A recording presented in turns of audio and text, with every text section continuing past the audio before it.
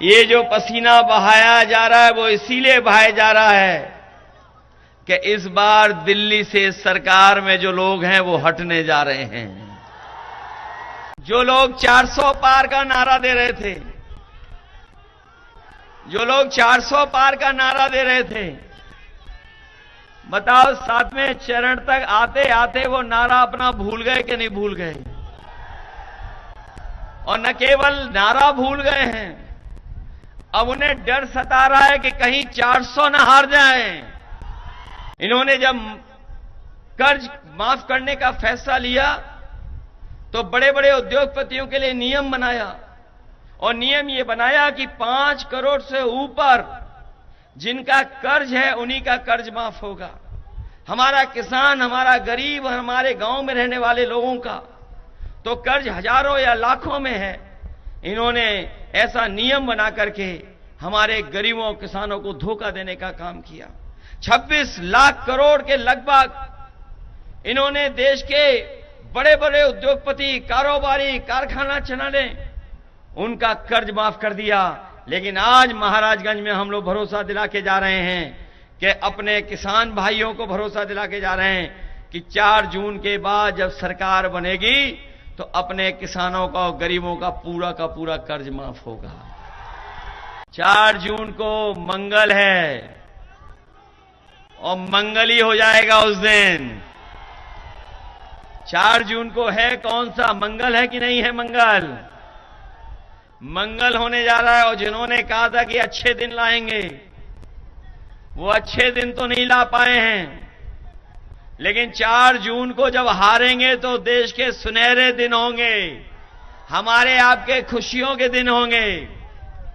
और 4 जून को न केवल सरकार बदलेगी बल्कि बीजेपी के मित्र मंडली बदलेगी।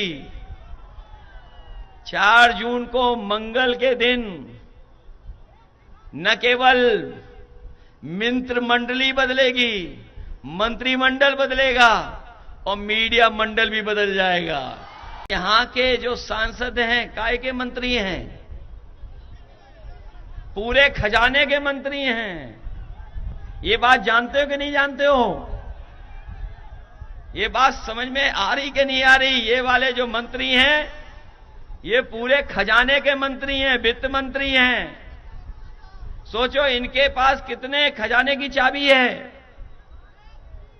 पूरे देश के पैसे का इंतजाम के खजाने का हिसाब किताब है इनके पास। बताओ महाराजगंज को क्या मिला इतने दिनों में? बताओ महाराजगंज के सही बताना, आप लोग सच बताओ, क्या मिला आपको? बताओ, क्या आपकी चीनी मिल चालू हो गई? क्या आपकी महंगाई कम हो गई? क्या आपकी नौकरी मिल गई नौजवानों को?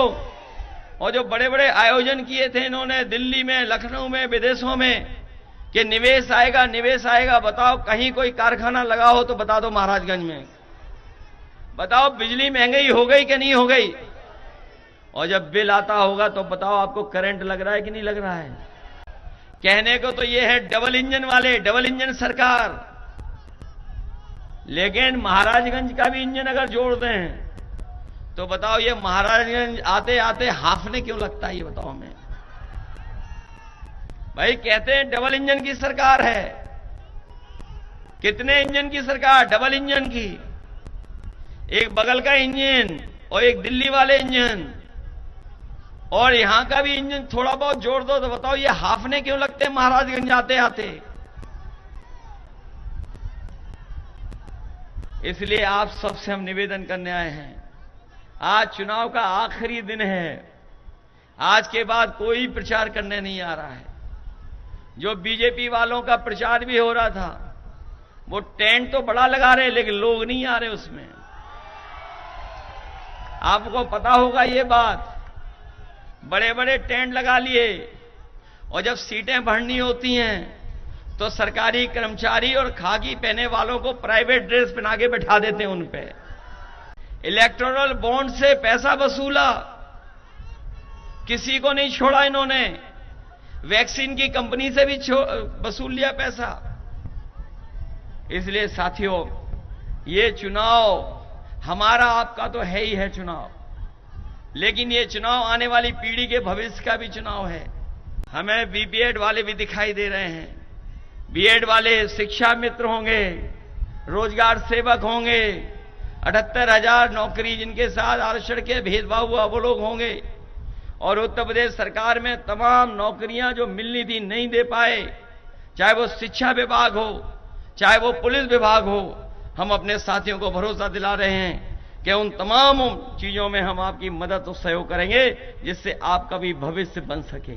हमें बीपीएड वाले भी दिखाई दे रहे हैं। बीएड वाले शिक्षा मित्र होंगे, रोजगार सेवक होंगे, 78,000 नौकरी जिनके साथ आरक्षण के भेदभाव हुआ वो लोग होंगे, और उत्तर प्रदेश सरकार में तमाम नौकरियां जो मिलनी थी नहीं दे पाए, चाहे वो शिक्षा विभाग हो, चाहे वो पुलिस विभाग हो। हम अपने साथियों को भरोसा दिला रहे हैं कि उन तमाम चीजों में हम आपकी मदद और सहयोग करेंगे जिससे आपका भी भविष्य बन सके।